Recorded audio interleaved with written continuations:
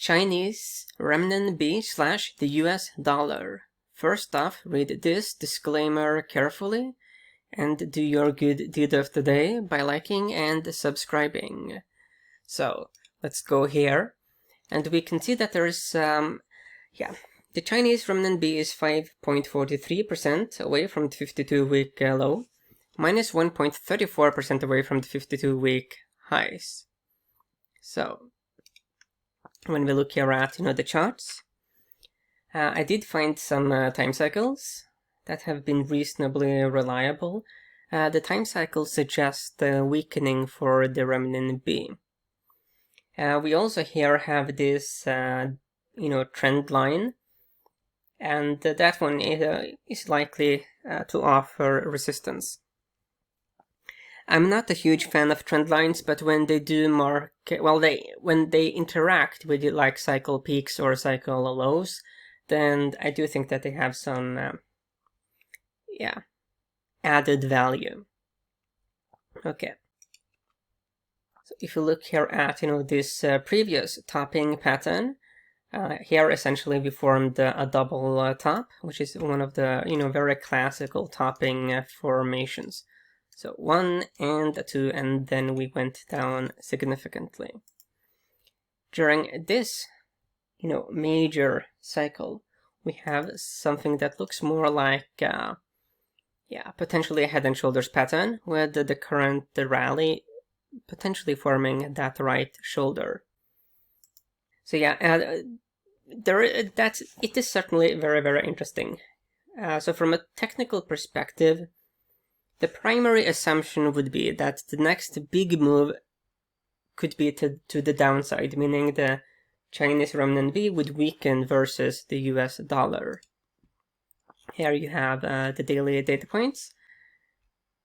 The red 200-day moving average has been a very key support level throughout this rally.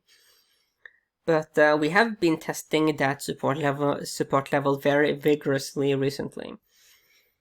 I do think that this relationship between these major key currencies is quite interesting, because given all the chaos and fears around the real estate market in China, I expected the renminbi to be much weaker than this.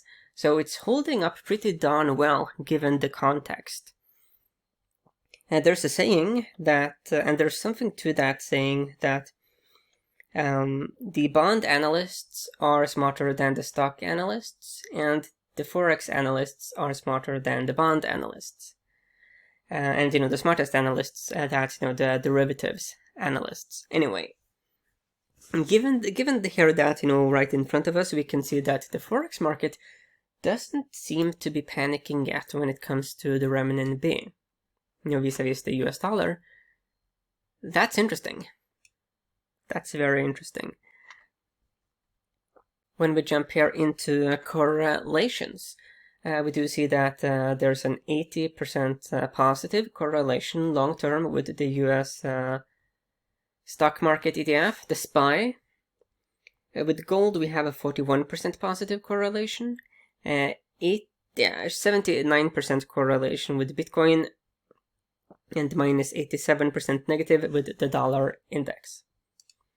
Looking short-term, 36% positive here with the S&P 500, 81% positive with gold, and minus 55% here with the Bitcoin, and minus 47% here with the dollar index.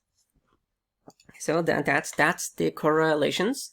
When we jump here to the seasonality, we do see that the coming months, historically, including this month, October, tend to be very strong for the renminbi. October, November, December, January are, very, very strong. So yeah, it's very hard here to become bearish on the seasonality for sure.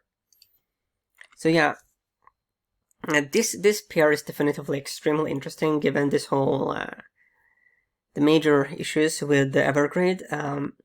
Because parallels are being drawn to the housing crisis that we had in America in 2008, well, 2007 to 2009, to be more specific. The big difference is that the Chinese authorities have a much bigger toolbox than American authorities have. And that significantly reduces the risk of a major contagion. And that could be what we are seeing here in the Forex market. The Remninbi is still holding on pretty strongly. Having said that, even when we go back here to 2017 and 18, we did see this major rise and the declining phase here for this pair. So the trend has been that after these major rises, we have a bit of a consolidation, and then we do have a breakdown. That happened, multiple times here. We saw that, we saw it here, and we saw it here, and you could make a strong case that that is what's happening here as well. So yeah, that's just something to be aware of, notwithstanding this whole situation with the macros and the politics and all of that. Because one of the nice things about technical analysis is that you get just pure analysis of price. Of course, behind all of this price action, there's news, politics, economics, psychology, you name it. So yeah, but the pattern is what it is, and there is this repeatable pattern that we have seen, which does suggest that notwithstanding the very strong seasonality on the horizon, the next big move likely will be that classical pullback that we tend to see with this pair. The MACD has lost significant amounts of momentum. We saw here that during this major pullback here, then we did see this loss of momentum here as well, loss of momentum, and we do have this very strong decrease in momentum here, but we haven't seen that reflected yet in price like we did here and here. So yeah, it's just something to be aware of.